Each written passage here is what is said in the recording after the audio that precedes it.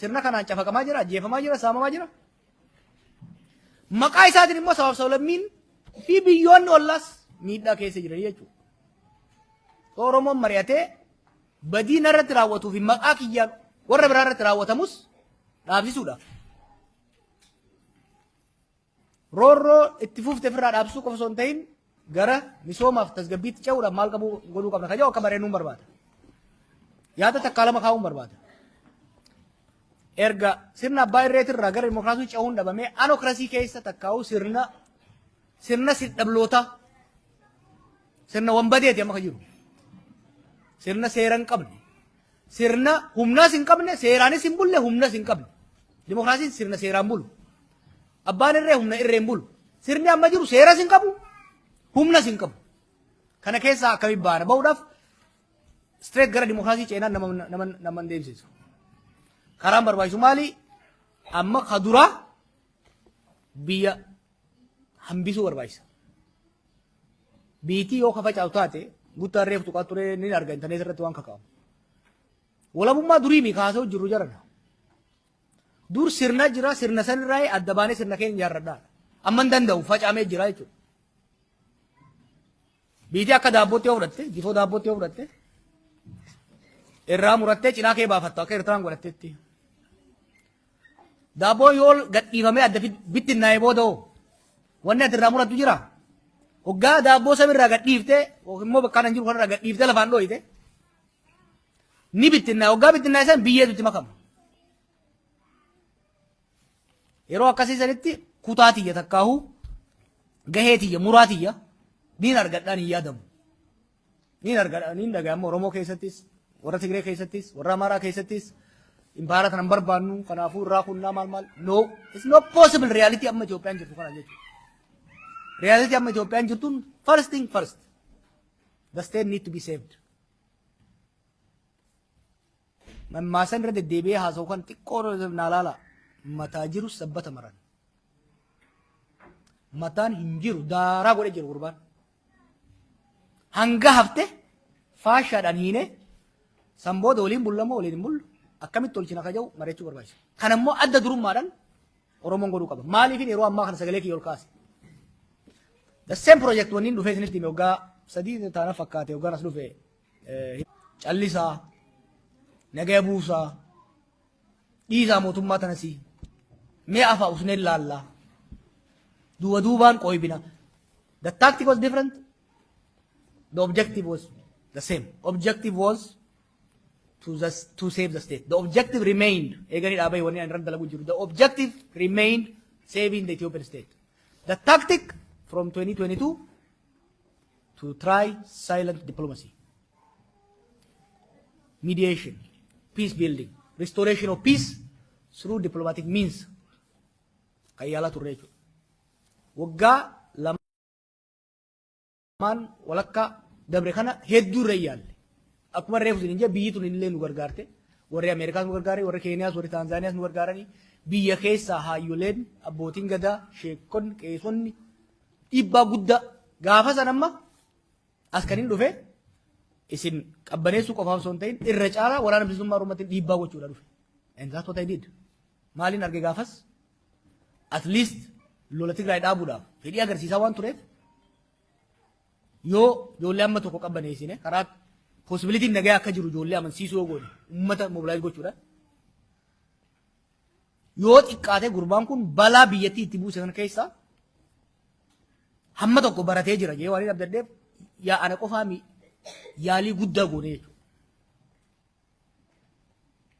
Garuu nami gariin dhaloota jallata. Haga feete bidda keessuun sirraa'u. Haga feete sukkuumtuun sirraa'u. Kanaaf amma bakka 2019-2020 Itoophiyaa deemsu jira. Maaltu ta'u ture 2019-2020?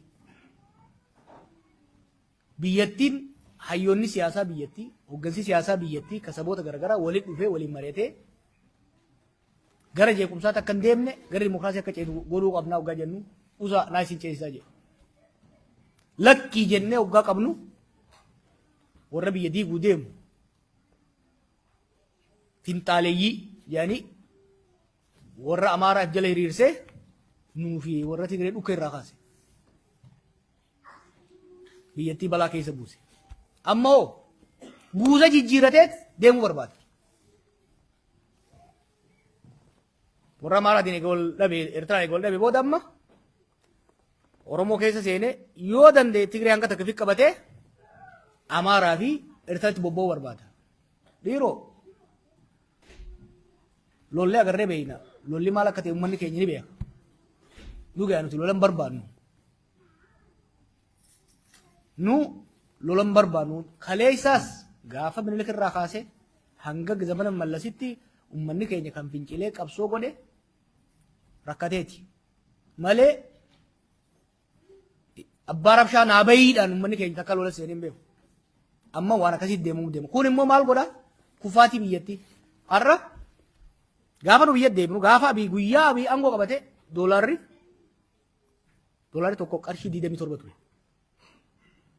Har'a baankiidhaan 127 moo 25. Black market gara 145ti. Namni biyya keenya guddaa haga xiqqaatti dachaa meeqan hiyyoomamee jechuudha. Diinagdeen daaraa taatee jirti. Waraanni biyyattii ganda hundatti hidhamee faca'insa jira jechuudha.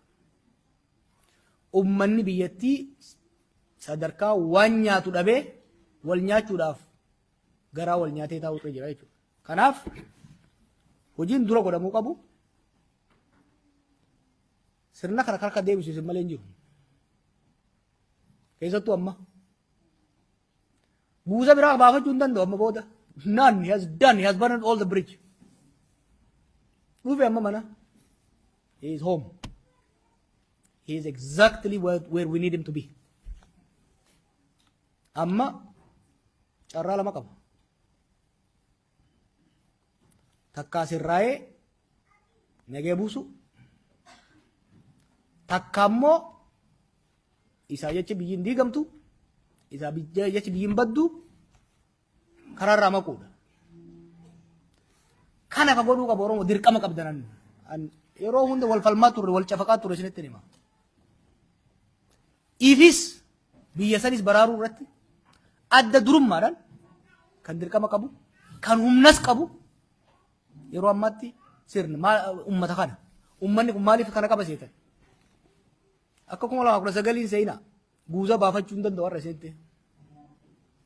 Harka keessan irra jira. Barbaadan ol baaftan barbaadan kamana fiddan barbaadan lafa gadhiiftan. The regime is on your hand. There has no option beyond this. Usnee waan hojjetaa turre jira. Amma immoo wanni dubbachaa jirruuf tokko uummanni keenya akka dammaquuf wayita tuffii isaanii waggaa lamaan dabre kana Oromoon caalu waggaa jee uummata guddaa wayita uummanni kun uummata hoggana isaa dhaggeeffatu. Waliin wacnee san booda garuu ni usne caal bakka bittinnaan Oromoon amma booda wata kan fiddu milishaa itti bobbaafnee akka fedhe dhiina diaasporaas hootu dachii fulan bu'enneeti ka arraba dheeratu fidneeti arraba isaatirra shukkaara tokko buufnee caal goosifna jedhan. Daaddaa sun qorka maaliif dhugaa qabna lafee gootota kennu biraa wareegamanii qabna jechuudha. Baay'ee takka keessatti siyaasa biyyattii mataan gadhaabuu dandeenya. Akkasimi. Because we are not as disorganized as people think. One, we are very conscious. Waan yeroo hunda ijoollee beektanii nama keenya dura mataa irra ijaarra. Mataa irra ijaarra. Ni onnachiifna. Miilli itti aana. Uummanni keenya caal jee malee argan kennini. Uummanni keenya hoggaan isin jiru kaasiis qabiyyaatis. Uummanni keenya obsii nagee barbaanna. Oromoo wal ajjeesuu hin qabu. Oromoof sabni biraa wal ajjeesuu hin qabu. Jarri kun maqaa keenyaan biyya kanarra jira. Hamaa koo hamataa koo. Ni gorfanna itti hasaasna. Jennaan uummanni keenya usi.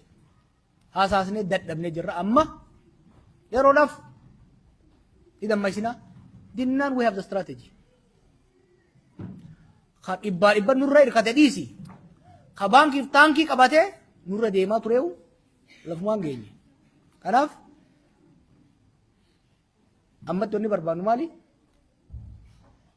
Haala biyya keessa akka hubattan barbaanna. Kallattii itti deemnu akka hubattan barbaanna. More than anything else, I want you to feel responsible. Biyya san balaa kana daranii akkan seenne hambisuu irratti hunda caalaa itti gaafatamummaa akka qabu isin. Kophaa keessan osoo hin ta'in saboota biraatiin walii tumsaa, wal hubachaa itti gaafatamummaa. Minilik irraa hanga darguutitti maqaa Amaaraatiin biyya san akka isin gara fuulduraan takkaafanne abbaan reetii dabraa ture. Waggaa 27 maqaa Tigreetiin uummata san itti baasaa turan. Amma immoo maqaa Oromootiin kaasan daranii keessa biyya galchaa deemaa jiran jechuudha. Maqaa keenyaan biyya akka hin diigamne, maqaa keenyaan Oromiyaanis Itoophiyaanis akka hin diigamne uummanni keenya balaa sana caalaarra akka hin seenneef hojii hojjechuutti seennee jirra. Isin wajjin mari'annaa. Garii maayikiroofoonii mari'annaa, garii gurratti walitti hasaasnaa jechuudha. Garii bal'ootti walitti hasaasnaa, garii immoo isin keessaa hogganoota keessanii fi warra duree keessan ta'an wajjin balbala cufannee waa walii himnaa jiru jiraata. Kanumaan jechuu barbaada amma waltajjii isiniif hin bana. Galtooma.